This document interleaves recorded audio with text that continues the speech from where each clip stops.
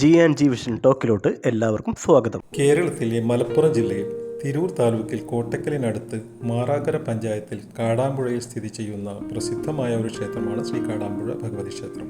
ഹൈന്ദവ ശാക്തേയ വിശ്വാസപ്രകാരം ജഗദീശ്വരിയായ ആദിപരാശക്തിയെ വനദുർഗ അഥവാ കിരാതരൂപത്തിലുള്ള ശ്രീപാർവതിയായി ഇവിടെ ആരാധിക്കുന്നു.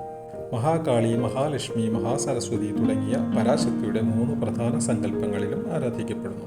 ഇവിടെ വിഗ്രഹപ്രതിഷ്ഠയില്ല, പകരം ഒരു കുഴിയുടെ മുകളിലുള്ള കണ്ണാടി മാത്രമാണ് പ്രതിഷ്ഠ. ശ്രീചക്ര പ്രതിഷ്ഠയാണ്. കണ്ണാടിയിൽ കാണുന്ന ഭക്തരുടെ പ്രതിബിംബം തന്നെയാണ് ഭഗവതിക്കും എന്ന അദ്വൈത വിശ്വാസം ഇത് സൂചിപ്പിക്കുന്നു. വനദുർഗാഭാവമുള്ളതിനാൽ ശ്രീകോവിലിന് മേൽക്കൂരയില്ല. സാക്ഷാൽ പ്രകൃതിയായ ഭഗവതി മേൽക്കൂരയില്ലാത്ത ശ്രീകോവിലിലൂടെ പ്രകൃതി പ്രതിഭാസങ്ങളെ നേരിട്ട് ഏറ്റുവാങ്ങുന്നു എന്നാണ് സങ്കല്പം. ഇവിടത്തെ പൂമൂടൽ, മുട്ടറുക്കൽ എന്നീ വഴിപാടുകൾ പ്രസിദ്ധമാണ്. ഈ വഴിപാടുകൾ നടത്തി പ്രാർത്ഥിച്ചാൽ തടസ്സങ്ങൾ മാറി ആഗ്രഹ സാഫല്യം ഉണ്ടാകുമെന്നാണ് വിശ്വാസം. വൃശ്ചിക മാസത്തിലെ തൃക്കാർത്തികയും കന്നിമാസത്തിലെ നവരാത്രിയും ഒഴികെ ഉത്സവമോ മറ്റാഘോഷങ്ങളോ ക്ഷേത്രത്തിൽ നടത്തപ്പെടുന്നില്ല.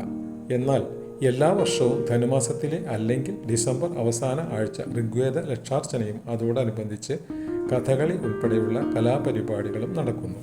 പുരാതന കേരളത്തിലെ 108 ദുർഗാക്ഷേത്രങ്ങളിൽ ഒന്നാണ് കാടാമ്പുഴ ഭഗവതി ക്ഷേത്രം. മലബാർ ദേവസ്വം ബോർഡിന്റെ കീഴിലാണ് ക്ഷേത്രഭരണം നടത്തിപ്പോരുന്നത്. പശുപതാസ്ത്രം സമ്പാദിക്കാൻ അർജുനൻ പരമശിവനെ ധ്യാനിച്ചു. എന്നാൽ അർജുനന്റെ അഹങ്കാരം അടങ്ങിയ ശേഷമേ ദിവ്യായുധം നൽകിയിട്ട് ഫലമുള്ളൂ എന്ന് ശിവൻ തീരുമാനിക്കുകയും അതിനുവേണ്ടി ശിവനും പാർവതിയും കാട്ടാള വേഷത്തിൽ അർജുനൻ തപസ് ചെയ്യുന്ന സ്ഥലത്തെത്തുകയും ചെയ്തു. ദുര്യോധനൻ മൂകാസുരൻ എന്ന അസുരനെ അർജുനന്റെ തപസ് മുടക്കുവാൻ വേണ്ടി പന്നിയുടെ വേഷത്തിൽ പറഞ്ഞയച്ചു. ഇത് കണ്ടുനിന്ന ശിവൻ പന്നിയെ അമ്പെയ്തു. ഉപദ്രവിക്കാൻ വന്ന പന്നിയെ അർജുനനും അമ്പെയ്തു വീഴ്ത്തി. ഇരുഭാഗത്തെയും അമ്പുകൾ ഏറ്റുവാങ്ങി പന്നി ചത്തുവീണു. പന്നിയെ കൊന്ന അവകാശവാദവുമായി ശിവനും അർജുനനും തമ്മിൽ യുദ്ധമായി. അമ്പുകളേറ്റ് ശിവന്റെ ശരീരം കീറി മുറിഞ്ഞപ്പോൾ പാർവതി അർജുനനെ ശപിച്ചു. എയ്യുന്ന ശരങ്ങൾ പുഷ്പങ്ങളായി വർഷിക്കട്ടെ.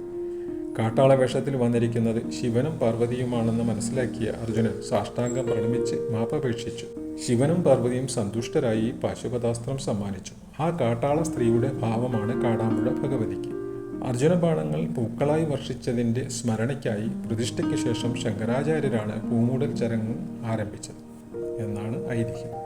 ക്ഷേത്രത്തിൽ ദേവി പ്രതിഷ്ഠ നടത്തിയത് ശങ്കരാചാര്യരാണെന്ന് വിശ്വസിക്കപ്പെടുന്നു. കിരാത പാർവതീദേവിയുടെ ഉഗ്രഭാവം കുറയ്ക്കുവാൻ വേണ്ടി പ്രതിഷ്ഠാവേളയിൽ സുദർശന മന്ത്രവും നരസിംഹ മന്ത്രവും ജപിച്ചു പ്രീതിപ്പെടുത്തുകയും ദേവിയുടെ അമിത തേജസ്സിനെ നിയന്ത്രിച്ച് ശ്രീകോവിലിൻ്റെ മധ്യത്തിൽ കാണുന്ന ദ്വാരത്തിലേക്ക് സന്നിവേശിപ്പിച്ച് ശാന്തസ്വരൂപിണിയാക്കി തീർക്കുകയും ചെയ്തു എന്നാണ് വിശ്വാസം. ദേവി ഒരിക്കലും ഉഗ്രസ്വരൂപിണിയാകാതിരിക്കാൻ സുദർശനത്തെയും നരസിംഹത്തെയും ദേവിക്ക് അഭിമുഖമായി പ്രതിഷ്ഠിച്ചു എന്നാണ് ഐതിഹ്യം.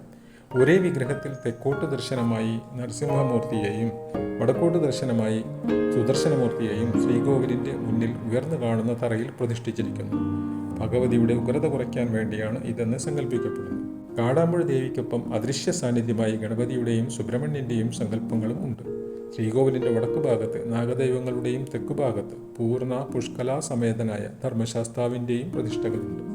ക്ഷേത്രത്തിൽ നിത്യേന 3 പൂജയുണ്ട്: ഉഷപൂജ, ഉച്ചപൂജ, അത്താഴപൂജ. ഉച്ചപൂജയ്ക്ക് മുമ്പ് പൂമൂടൽ. 3ാമത്തെ പൂജ അസ്തമയത്തിന് മുൻപ് കഴിയണം എന്നാണ് ചിട്ട. കാടാമ്പുഴ ക്ഷേത്രത്തിലെ ഏറ്റവും പ്രധാനപ്പെട്ട ഉത്സവമാണ് വൃശ്ചിക മാസത്തിലെ തൃക്കാർത്തിക. ഭഗവതിയുടെ പിറന്നാളായാണ് തൃക്കാർത്തിക ഉത്സവം ആഘോഷിക്കപ്പെടുന്നത്. വൃശ്ചിക മാസത്തിലെ കാർത്തിക നാളിലാണ് കാടാമ്പുഴ ഭഗവതിയെ ശങ്കരാചാര്യർ ശ്രീചക്ര സമേതം പ്രതിഷ്ഠിച്ചതെന്ന വിശ്വാസത്തിലാണ് ക്ഷേത്രത്തിൽ തൃക്കാർത്തിക ഉത്സവം നടത്തപ്പെടുന്നത്. ക്ഷേത്രത്തിൽ ആഘോഷിക്കുന്ന മറ്റൊരു ഉത്സവമാണ് നവരാത്രി ഉത്സവം.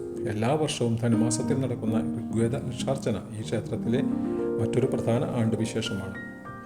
കോഴിക്കോട് നിന്ന് 57 കിലോമീറ്ററും തൃശ്ശൂരിൽ നിന്ന് 68 കിലോമീറ്ററുമാണ് കാടാമ്പുഴ ക്ഷേത്രത്തിലേക്കുള്ള ദൂരം. ഇരുവശത്തു നിന്നും വരുമ്പോൾ ദേശീയപാത 66-ൽ വെട്ടിച്ചിറയിൽ നിന്ന് തിരിഞ്ഞ് 3 കിലോമീറ്റർ സഞ്ചരിച്ചാൽ ക്ഷേത്രത്തിൽ എത്താം. അടുത്തുള്ള റെയിൽവേ സ്റ്റേഷൻ തിരുനാവായാണെങ്കിലും കുറ്റിപ്പുറം റെയിൽവേ സ്റ്റേഷനിൽ ഇറങ്ങുന്നതാണ് നല്ലത്. വീഡിയോ ഇഷ്ടപ്പെട്ടെങ്കിൽ ലൈക്ക് ചെയ്യാനും സബ്സ്ക്രൈബ് ചെയ്യാനും മറക്കല്ലേ.